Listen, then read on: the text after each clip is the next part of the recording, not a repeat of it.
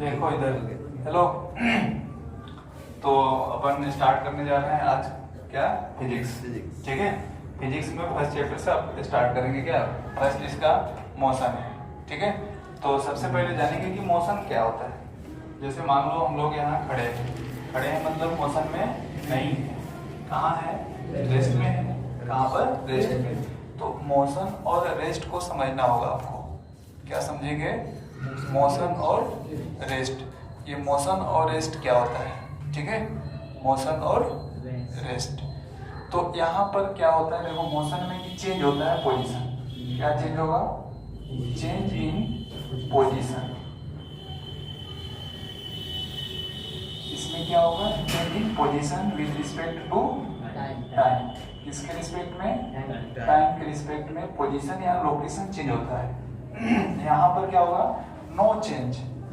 क्या होगा यहाँ पर? No change. No change of, no change in position. No change in position with respect to time. टाइम के रिस्पेक्ट में यहाँ पर पोजीशन में चेंज नहीं होता है। ठीक है, जैसे मान लो हम लोग जैसे दौड़ रहे हैं, चल रहे हैं, वहां पर क्या होता है? कंटिन्यूअसली टाइम के रिस्पेक्ट में अपना पोजीशन क्या कर रहे हैं? चेंज कर रहे हैं। तो मोशन को अगर डिफाइन करना होगा आप लोगों को तो कैसे लिखोगे अपने एग्जाम में? कैसे कहेंगे? If the body is changing in when position, body change in position continuously with respect to time is known as motion. When body does not change of position with respect to time is called क्या? Rest. यानी अगर मान लो ये कोई आदमी है, ठीक है, क्या है? ये मान लेते हैं कोई एक आदमी है। अब ये चलकर यहाँ से अगर मान लो यहाँ पर चला गया, क्या है? यहाँ पर आ गया। इसके मतलब ये अपना पोजीशन पहले ए था, अब कहाँ गया? बी पे गया। तो ए से बी पर क्या हुआ? चेंज हो गया। इसका पोजीशन पहले था ए पर, अब कहाँ चला गया? बी पर। इसके मतलब ये क्या है? मोशन में है। क्या है? मोशन। मोशन का मतलब टाइम के रिस्पेक्ट में अपना पोजीशन अगर कोई बॉडी कंटिन्यूअसली चेंज करती रहती है तो उसको क्या कहेंगे? मोशन में। ठीक है। दूसरा है नॉन चेंज, नो चेंज। क्या है? No change. नो चेंज का मतलब क्या होगा? कि इसमें चेंज नहीं होगा। जैसे यहाँ पर मान लेते हैं कोई ऐसे मान लो रखा हुआ है, ठीक है, जैसे टेबल पे इस चीज को रख देंगे तो ये अपना पोजीशन चेंज नहीं करेगा। इसके मतलब ये यहाँ पर क्या है? रेस्ट में है। किसमें है? रेस्ट में। और ये किसमें था? मोशन में। तो रेस्ट और मोशन समझ में आ गया। मोशन क्या होगा? पोजीशन चेंज करेगा विद रिस्पेक्ट टू टाइम। अगर कोई ऑब्जेक्ट या कोई बॉडी या कोई पार्टिकल अपना पोजीशन चेंज करता रहता है continuously with respect to time, उसको क्या कहेंगे? मोशन कहेंगे। बात समझ में आ रहा है? ठीक है। इसके बाद टाइप्स ऑफ मोशन देखेंगे। क्या देखेंगे? Types of motion. Types of motion यानी कितने तरह के मोशंस होते हैं। इसके अगर टाइप की बात करेंगे तो पहला टाइप क्या होगा? Circular motion. अरे सर, ठीक है, सर्कुलर मोशन। ठीक है। दूसरा हो जाएगा लीनियर मोशन। कौन सा मोशन? Linear motion. थर्ड में क्या आएगा? थर्ड में इसका आएगा ऑसिलेटरी मोशन। क्या आएगा? Oscillatory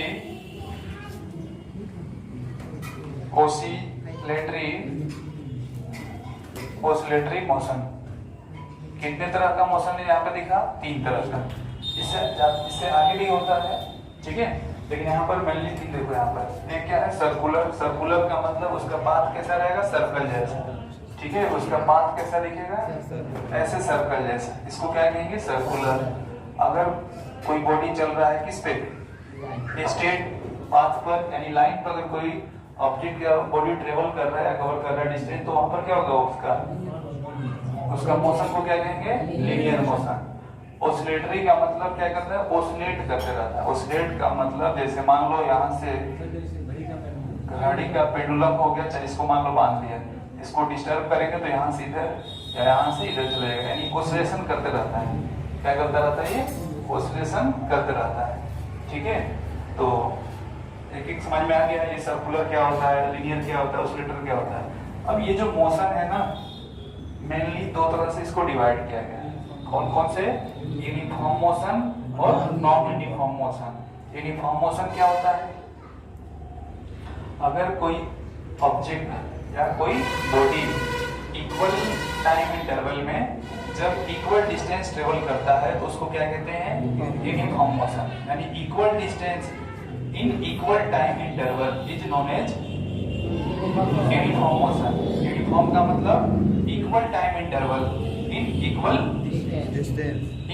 time interval.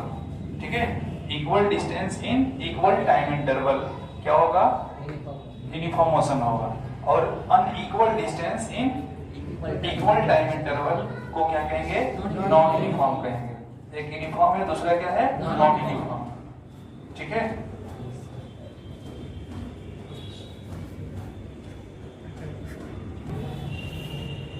यूनिफॉर्म और नॉन यूनिफॉर्म मोशन देख लिया था। इसके बाद देखेंगे फिजिकल क्वांटिटी। क्या देखेंगे? Physical quantity. ये फिजिकल क्वांटिटी क्या होता है? यानी ऐसी क्वांटिटी जिसको अपन क्या कर सकते हैं? मेजर कर सकते हैं। The quantity which can be measured, जिसको अपन नाप तोल सकते हैं, उसको क्या कहेंगे? Physical quantity. ये फिजिकल क्वांटिटी दो तरह की मिलेगी, एक तो होगा स्केलर और दूसरा क्या होगा? वेक्टर होगा। ठीक है, यानी स्केलर क्वांटिटी और वेक्टर क्वांटिटी। स्केलर क्या होता है, वेक्टर क्या होता है? इसमें ओनली मैग्नीट्यूड होता है। ठीक है, ओनली मैग्नीट्यूड। इसमें क्या होगा? Magnitude plus direction. अब ये मैग्नीट्यूड क्या होता है? मैग्नीट्यूड कैसे समझेंगे कि ये मैग्नीट्यूड क्या होगा? मैग्नीट्यूड का मतलब समझ लेना, ये क्या होता है? न्यूमेरिकल जो वैल्यू होगा वही उसका क्या कहलाएगा? मैग्नीट्यूड कहलाएगा। डायरेक्शन तो पता ही है, ईस्ट वेस्ट नॉर्थ साउथ, ये सब क्या इसका डायरेक्शन है। ठीक है, तो इसमें देखो, इसका एग्जांपल की अगर बात करते हैं स्केलर का, तो इसमें आता है डिस्टेंस। एग्जांपल में क्या आ जाएगा? डिस्टेंस आ जाएगा, स्पीड आ जाएगा, स्पीड आ गया। इसके बाद फिर क्या आ जाएगा? टाइम को भी ले लो, इसके बाद मास ले लो। ठीक है, ये सारी चीजें क्या है? Scalar quantity. ठीक है, डिस्टेंस, स्पीड, टाइम, मास, ये सब किस में आता है? स्केलर क्वांटिटी में। और वेक्टर में क्या आएगा? Velocity, acceleration. ठीक है, इसके बाद फोर्स, डिस्प्लेसमेंट। ठीक है, इसके बाद फिर क्या है? डिस्प्लेसमेंट है, डिस्प्लेसमेंट। इसके बाद आपको क्या मिल जाएगा? टॉर्क वगैरह आता है, टॉर्क वगैरह जिसमें डायरेक्शन रहता है। ठीक है, ये टॉर्क क्या होता है? टॉर्क क्या होता है?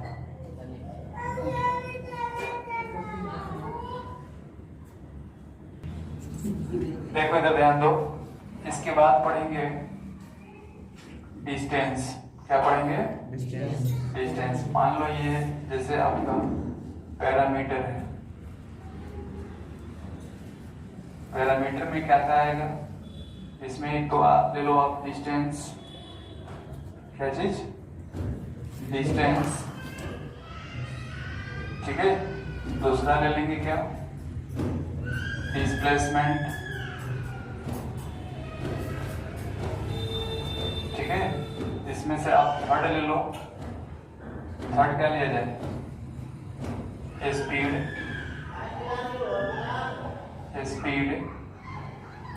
ठीक है, फोर्थ में आप क्या ले लो? इसका वेलोसिटी। क्या लिया जाए? वेलोसिटी। क्या है? वेलोसिटी।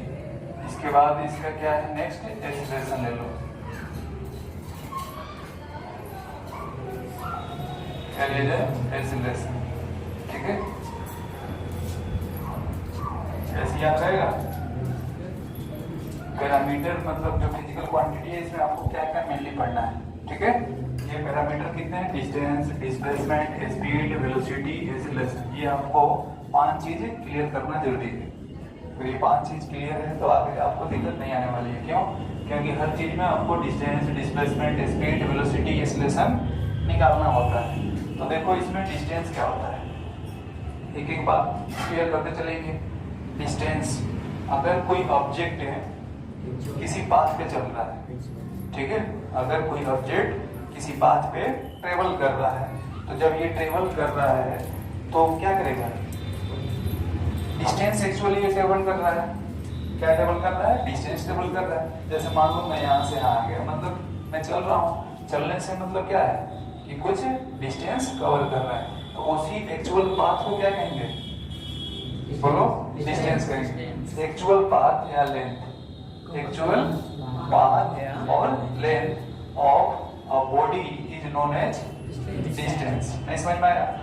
एक्चुअल पाथ यानी जिस पाथ पे चल रहा है उसी पाथ को क्या कहेंगे? डिस्टेंस कहेंगे।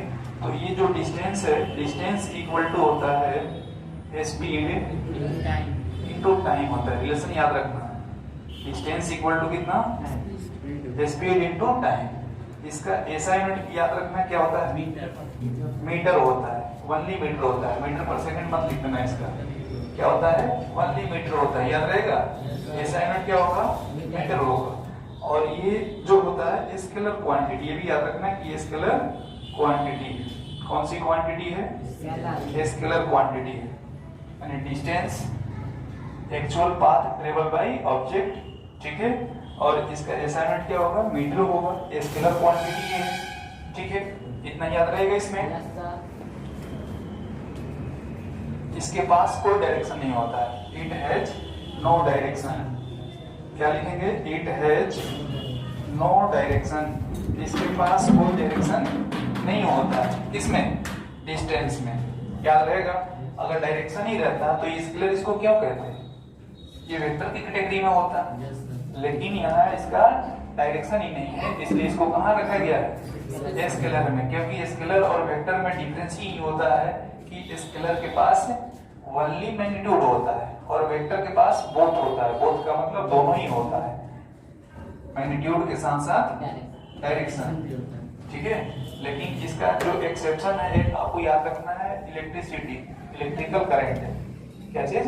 Electrical current. इलेक्ट्रिकल करंट में क्या होता है? मैग्नीट्यूड भी होता है और डायरेक्शन भी होता है, लेकिन वो वेक्टर के कैटेगरी में नहीं रखा जाता है।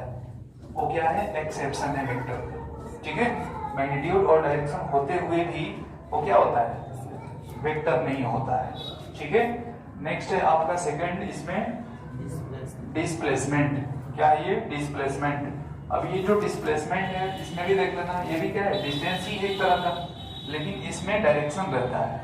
यानी ऐसा डिस्टेंस जिसमें क्या हो? डायरेक्शन हो। डायरेक्शन का मतलब ईस्ट वेस्ट नॉर्थ साउथ में चल रहा है, इसमें भी कवर कर रहा है डिस्टेंस, लेकिन एक प्रॉपर डायरेक्शन में जा रहा है, तो उसको क्या कहेंगे? उसको कहेंगे डिस्प्लेसमेंट, ठीक है। डिस्प्लेसमेंट। और इसको डिफाइन कैसे करेंगे? जैसे मान लो ए पॉइंट है, ठीक है, दूसरा पॉइंट क्या है? बी है। इसको चलना है कहाँ? ए से बी तक जाना है, ठीक है। तो ये ऐसे ऐसे घूम कर भी जा सकता है, ठीक है। एक पाथ ये है, एक पाथ ये है, दो पाथ मिला। तो ये सब जो इधर उधर से घूम के जा रहा है, ये सब क्या है? डिस्टेंस है। क्या है? डिस्टेंस। क्योंकि इसमें आपको डिफाइन किया जाता है कि दो पॉइंट के बीच का जो मिनिमम डिस्टेंस होता है उसी को क्या कहेंगे? डिस्प्लेसमेंट, ठीक है। इनिशियल और फाइनल के बीच का जो शॉर्टेस्ट डिस्टेंस होगा उसको क्या कहेंगे? हाँ, तो इनिशियल मतलब जहां से जाना है, ए से जाना है कहां पर? बी पे जाना है। तो ए और बी का जो मिनिमम डिस्टेंस है ये ए बी है। क्या है? ए बी है। और ए बी देखो क्या है? प्रॉपर डायरेक्शन में जाएगा, यानी दो पॉइंट का मिनिमम डिस्टेंस है, दो पॉइंट का शॉर्टर डिस्टेंस है, मिनिमम डिस्टेंस को क्या कहेंगे? डिस्प्लेसमेंट कहेंगे। यानी डिस्टेंस बिटवीन, यानी shorter distance between initial to final is known as displacement. Clear हुआ? Shortest distance distance between initial to final, initial और फाइनल के बीच का जो शॉर्टेस्ट डिस्टेंस रहता है उसको क्या कहते हैं? डिस्प्लेसमेंट कहते हैं। याद रहेगा, याद कर लेना इसको। अब इसमें देखो ये जो डिस्प्लेसमेंट है ये कौन सी क्वांटिटी होती है? वेक्टर क्वांटिटी होती है। कौन सी क्वांटिटी? वेक्टर क्वांटिटी होती है। ठीक है, कौन सी क्वांटिटी? Vector quantity. इसका भी ऐसा यूनिट क्या होता है? मीटर होता है। ये भी याद रखना, इसका ऐसा यूनिट क्या होता है? मीटर होता है। ठीक है, इसकी डायरेक्शन होता है, इसके डायरेक्शन होता है।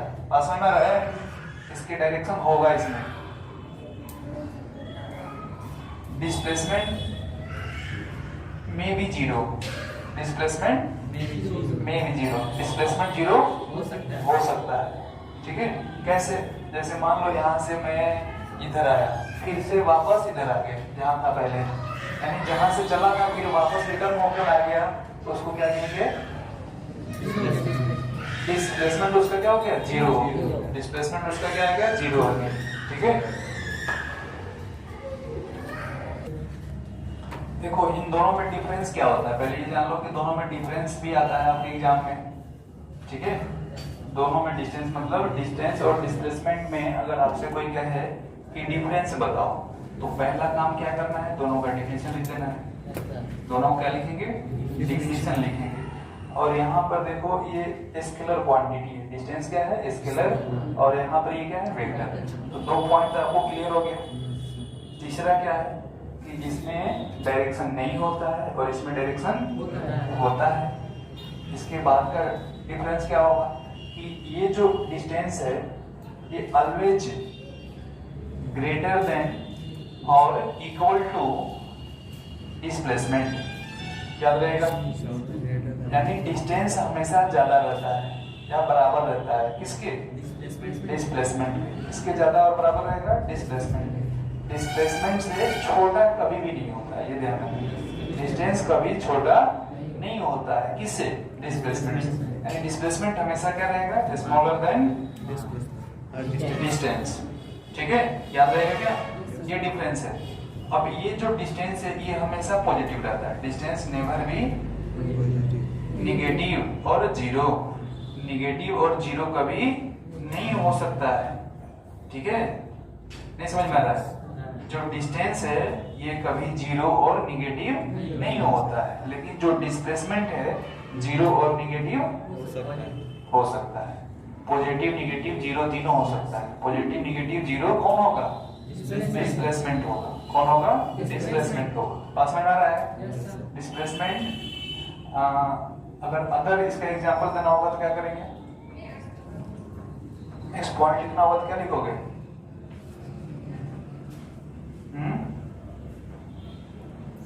मतलब 4-5 लिख लिया काफी है, 2-3 नंबर का नहीं आता है, 14 नंबर का नहीं रहता। असाइनमेंट दोनों सेम ही रहता है। ठीक है,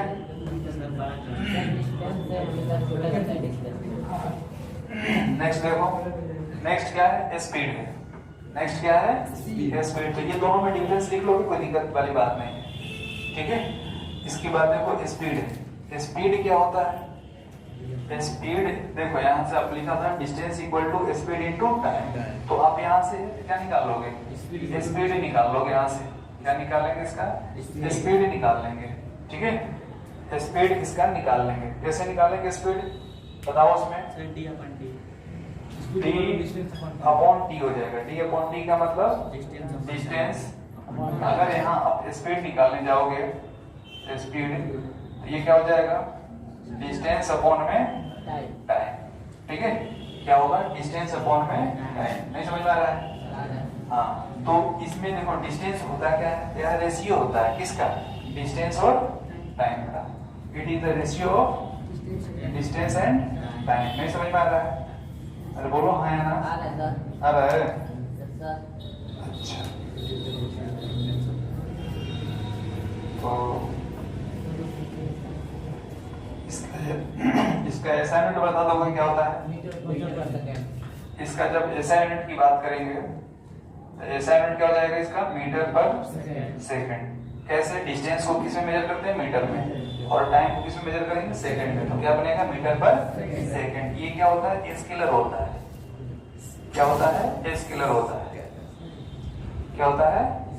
स्केलर। स्केलर क्वांटिटी होता है। पूछो। सर वो मतलब n s के पावर -1 लिख सकते हैं। हाँ बिल्कुल लिख सकता है, इसमें क्या दिक्कत है? और कर लो m s के पावर -1, इसको भी पढ़ते हैं मीटर पर सेकंड, ठीक है, कोई दिक्कत नहीं है। अपॉन में क्या एक्सपोनेंट आपको पता ही है, इतना तो मैथ आता ही है। नीचे से जब ऊपर ले जाएंगे तो क्या हो जाएगा? उसका पावर पॉजिटिव से निगेटिव, निगेटिव से पॉजिटिव हो जाता है, ठीक है। देखो मोशन कितने तरह के पढ़े थे? कितने तरह के? दो तरह के पढ़े थे, यूनिफॉर्म और नॉन यूनिफॉर्म। तो यहाँ पर भी स्पीड भी कितने तरह का होगा? दो तरह का होगा, यूनिफॉर्म स्पीड और नॉन यूनिफॉर्म। जब नॉन यूनिफॉर्म मोशन होगा या यूनिफॉर्म मोशन होगा तो स्पीड क्या होगा, कैसा स्पीड होगा, ये आपको जानना होगा, ठीक है। अगर यूनिफॉर्म मोशन है तो यूनिफॉर्म मोशन के लिए अगर ग्राफ की अगर बात किए थे तो ऐसा कुछ ग्राफ हो रहा था, ठीक है, ऐसा कुछ ग्राफ मिलेगा किसमें? यूनिफॉर्म मोशन में। यूनिफॉर्म में स्ट्रेट लाइन ग्राफ बनता है। जैसे यहाँ पर आप ले लो किसको? टाइम, और यहाँ पर क्या ले लिया? डिस्टेंस। तो ये किसको रिप्रेजेंट करेगा? स्पीड को। किसको? स्पीड को। और ये जो स्पीड है कैसा है? कांस्टेंट स्पीड है, याद रखना है। स्पीड कैसा है? कांस्टेंट, ठीक है। ये जो आपका स्पीड दिख रहा है, जैसे मान लो यहाँ पर मैं आपको बता दे रहा हूँ, ठीक है, ये वाला जो पार्ट है, जैसे यहाँ पर इसके साइड में जगह है, अभी यहाँ पर देख लेना इसे। ये ग्राफ किसको रिप्रेजेंट करेगा? स्पीड को। ये क्या है? यहाँ पर टाइम है और इधर कितना है? डिस्टेंस है। तो ये जो इसका दिख रहा है ग्राफ, स्ट्रेट लाइन, ठीक है, और ये कैसा है? कांस्टेंट है। क्या है? कांस्टेंट। ऐसा कब होगा? कांस्टेंट स्पीड कब होगा? कांस्टेंट का मतलब हर जगह क्या रहेगा? बराबर रहेगा। जैसे 5 मीटर पर सेकंड से चल रहा है तो 5 मीटर पर सेकंड से ही चलता रहेगा, ठीक है। उसको क्या कहेंगे? Constant speed. कांस्टेंट स्पीड कब होगा? जब स्पीड एक ही मतलब नहीं, मोशन जो हो रहा है ना, वो मोशन किस में होना चाहिए? यूनिफॉर्म में होना चाहिए। अगर मोशन यूनिफॉर्म में है, यूनिफॉर्म का मतलब आपको पता है कि इक्वल टाइम इंटरवल में इक्वल डिस्टेंस चल रहा है, इसके मतलब उसका स्पीड क्या है? वहां पर कांस्टेंट। स्पीड क्या है? कांस्टेंट। अगर नॉन यूनिफॉर्म होता है तो नॉन यूनिफॉर्म का जब ग्राफ बनाएंगे ऐसे, तो ये ग्राफ या तो ऐसे होगा या तो ग्राफ ये ऐसे होगा, ठीक है। ये भी स्पीड ही है। क्या है? ये भी स्पीड ही है। अगर ये टाइम रहे, अगर ये डिस्टेंस रहे, ये टाइम और इधर डिस्टेंस, तो ये भी क्या होगा? स्पीड ही होगा। लेकिन यहाँ पर जो स्पीड है क्या है? नॉन यूनिफॉर्म कांस्टेंट नहीं है। यहाँ पर क्या है? कांस्टेंट नहीं है। यहाँ पर क्या है? वेरिएबल चेंज है। यानी यहाँ पर जो मोशन होगा वो मोशन कैसा होगा? यूनिफॉर्म की non uniform? Non uniform. Clear हो गया? जब यूनिफॉर्म होगा तो उसका स्पीड क्या होगा? कांस्टेंट होगा। और जब नॉन यूनिफॉर्म होगा तो उसका स्पीड कांस्टेंट नहीं होगा। याद रहेगा? बोलो हाँ या ना? अच्छा, एक बात और आपको ध्यान देना है। अगर नॉन यूनिफॉर्म मोशन है तो, अगर नॉन यूनिफॉर्म मोशन है तो speed will not remain constant. उसका स्पीड कांस्टेंट नहीं होता। अभी बता रहा था ना कि अगर नॉन यूनिफॉर्म होगा तो क्या होगा? कांस्टेंट नहीं होगा। कांस्टेंट कब होगा? जब यूनिफॉर्म होगा, ठीक है। तो यहाँ पर एक चीज और क्लियर करना है। एक निकालते हैं एवरेज स्पीड। क्या निकालते हैं? Average speed. ये एवरेज स्पीड कब निकलता है? जब नॉन यूनिफॉर्म रहे। क्या है? जब नॉन यूनिफॉर्म रहे तो आप एवरेज स्पीड इसको के लिए क्या कर सकते हो?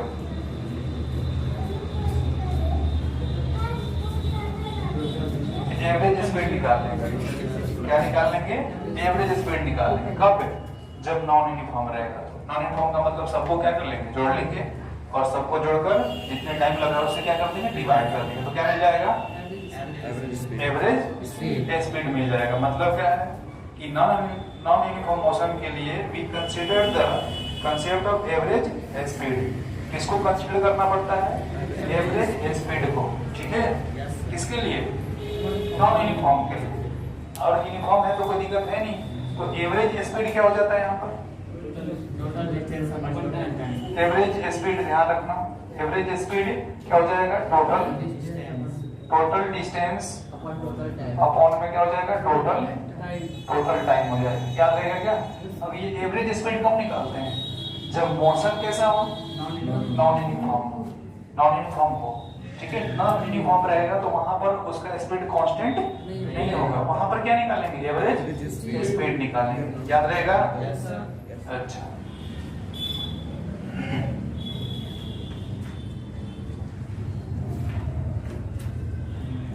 नेक्स्ट क्या है? वेलोसिटी है।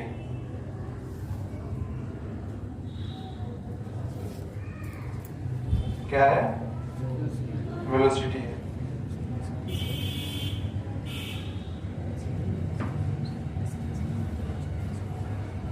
देखो वेलोसिटी यहाँ पर क्या है?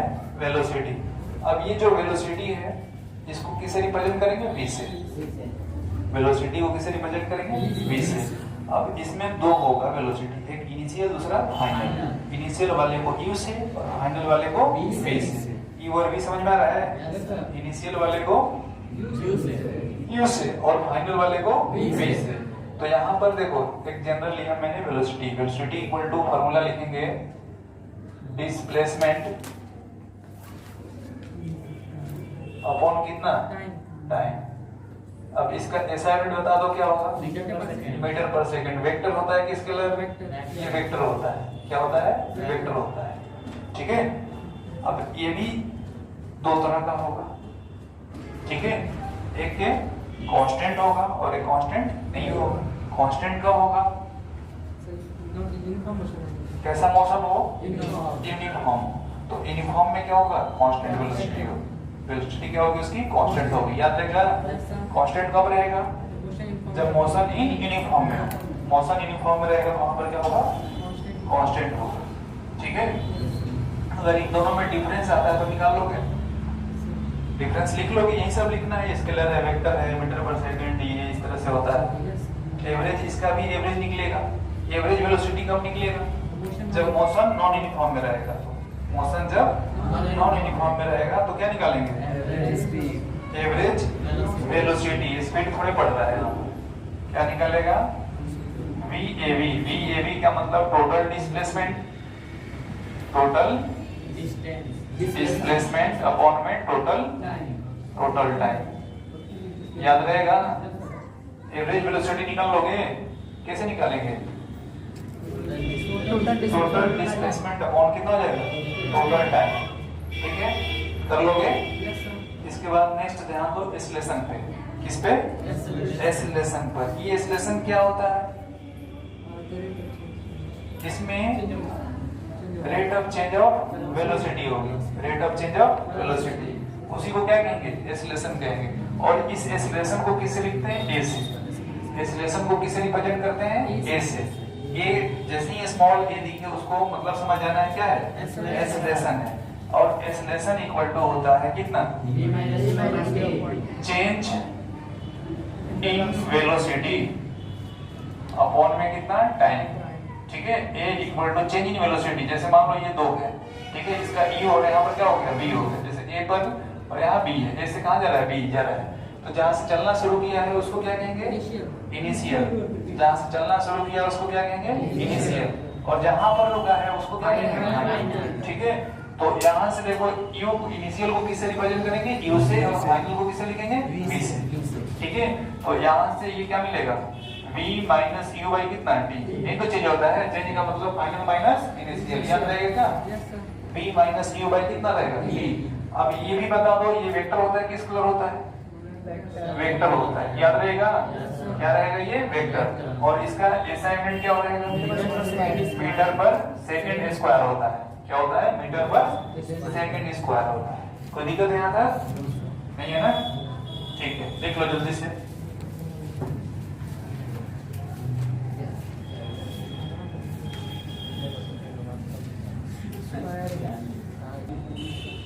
देखो जब ध्यान दो, इसके आगे पढ़ेंगे मोशन इक्वेशन। क्या पढ़ेंगे? Motion equation. और इसको लर्न करेंगे और उससे पहले अपन क्या करेंगे? डेरिवेशन करेंगे उसका।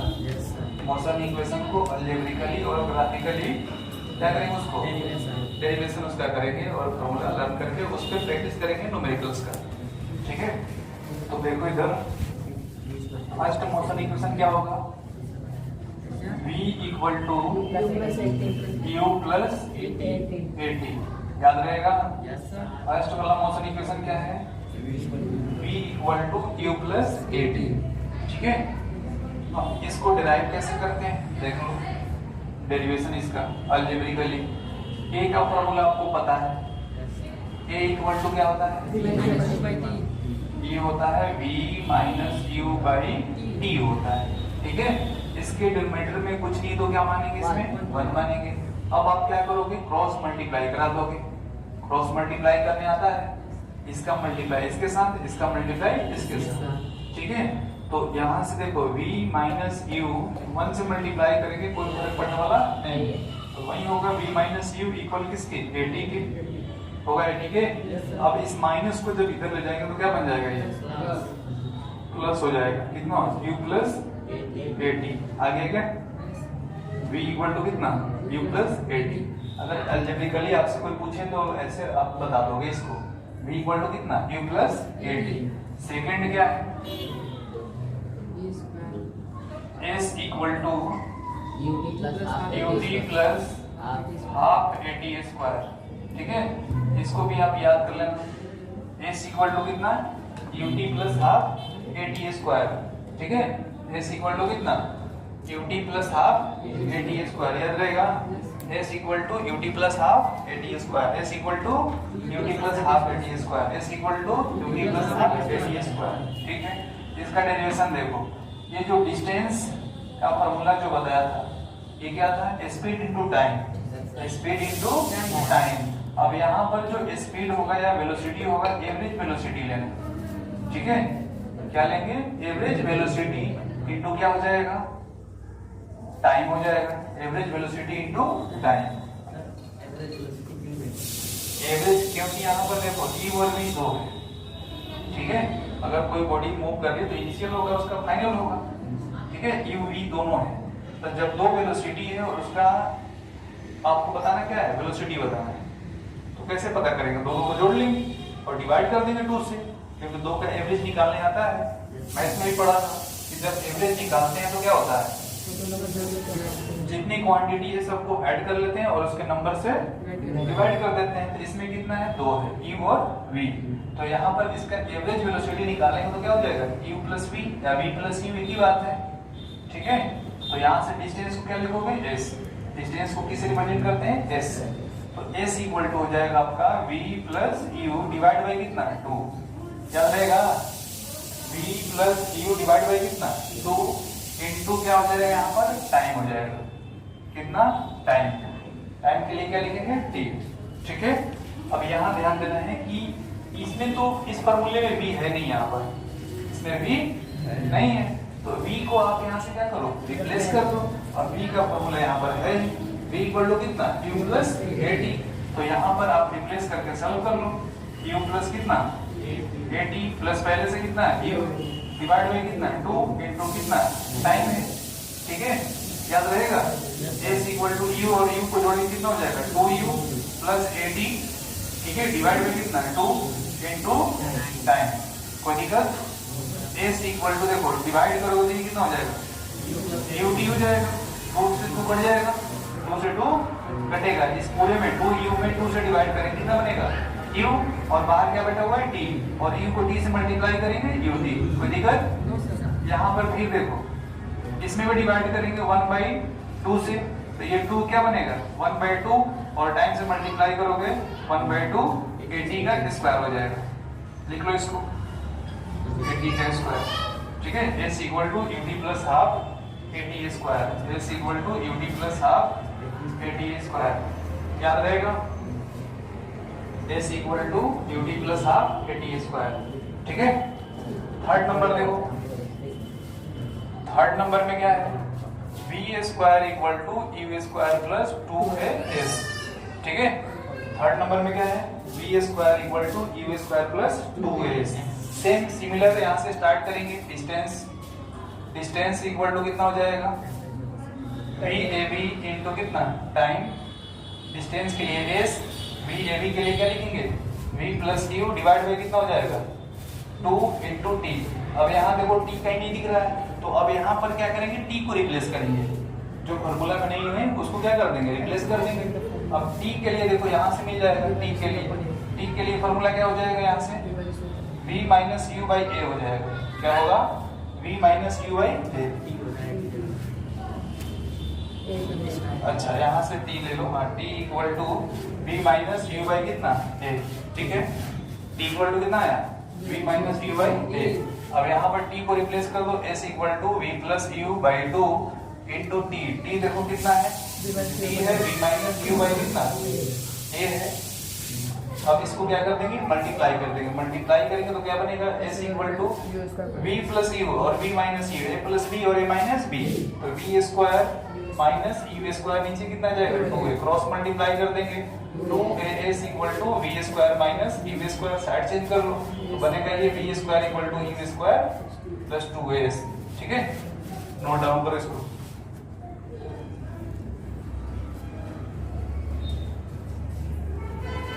काट दिए देखो इधर ध्यान दो। देखो इधर, इसमें आपने अभी तक क्या पढ़ लिया, मॉसन इक्वेशन तक पढ़ लिया, ठीक है। मॉसन इक्वेशन अलजेब्रिक मेथड से डेरिवेशन भी देख लिया।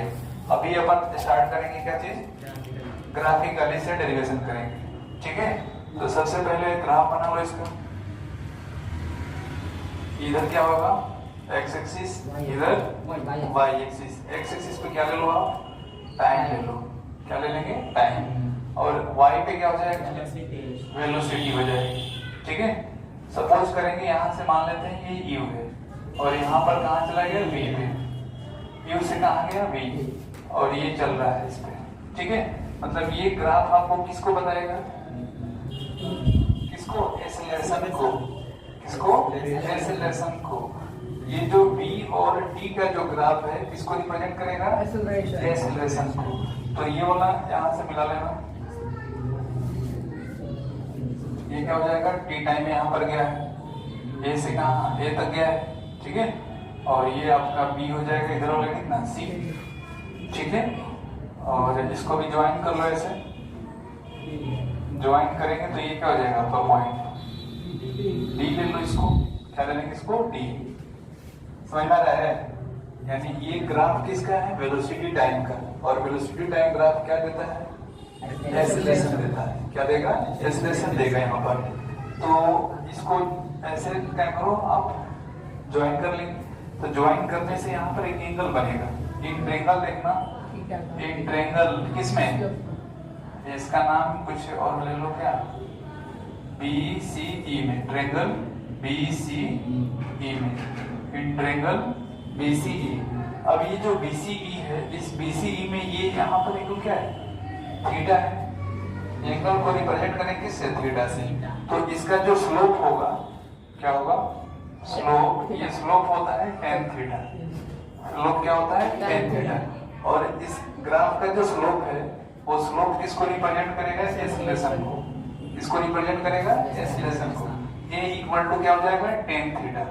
कितना आ गया, tan थीटा। अब ये देखो tan क्या होता है, p बाई b होता है। p बाई b का मतलब परपेंडिकुलर अपॉन में बेस। तो यहाँ से a इक्वल टू क्या लिखेंगे, परपेंडिकुलर। हाँ, परपेंडिकुलर क्या होता है, थीटा के सामने वाला। थीटा के ये जो सामने वाली जो साइड है, अपोजिट साइड, उसको क्या कहेंगे, परपेंडिकुलर। तो परपेंडिकुलर क्या है यहाँ पर, CE लिखेंगे यहाँ पर, ठीक है। अपॉन में क्या होगा, बेस। तो बेस कितना इसका, b है। बेस कितना है इसका, b। अब सब की वैल्यू रख लो, a equal to CE। CE को क्या लिख लोगे आप, CA माइनस कितना, DA डिवाइड बाई कितना हो जाएगा, b, ठीक है। a equal to CA। CA की वैल्यू कितना है, पूरा v है, क्या है, v। और CEA के कितना है, ये का, ये इसके u के बराबर है। तो v माइनस u अपॉन कितना हो जाएगा, t। ये b किसके बराबर है, OA के बराबर है। अपॉन कितना हो जाएगा, t। एक फॉर्मूला आया, a इक्वल टू कितना है, v minus u upon t। Cross multiply करके सॉल्व करो तो v इक्वल टू कितना आ जाएगा, u प्लस AT, ठीक है। v इक्वल टू कितना आ जाएगा, u प्लस AT। कर लोगे? नेक्स्ट देखो यहाँ पर सेकंड इक्वेशन इसका क्या था? S equal to u t plus half a t square था, ठीक है। अब यहाँ पर ये जो कर्व दिख रहा है ना, इसका आप एरिया निकालोगे, ठीक है। एरिया ऑफ कौन सा? OBCA, OBCA लिख लो यहाँ पर, एरिया ऑफ क्वाड्रिलेटरल OBCA, ठीक है। ये देखो दो पार्ट में बटा हुआ है, एक तो नीचे रेक्टेंगल दिख रहा है, ऊपर क्या है इसका? ट्रायंगल है। इसको क्या लिखेंगे? एरिया ऑफ ट्रायंगल, नाम दे दो BCE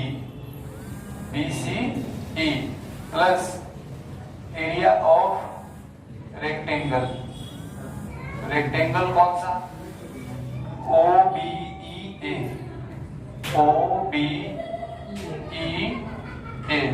ठीक है, OBEA, ठीक है। अब यहाँ पर देखो एरिया ऑफ ट्रायंगल क्या होता है? 1/2 बेस इंटू हाइट, और रेक्टेंगल का एरिया क्या होता है? L into B। और ये जो एरिया है, ये एरिया किसको बताएगा? S को। किसको रिप्रेजेंट करेगा? S को, ठीक है।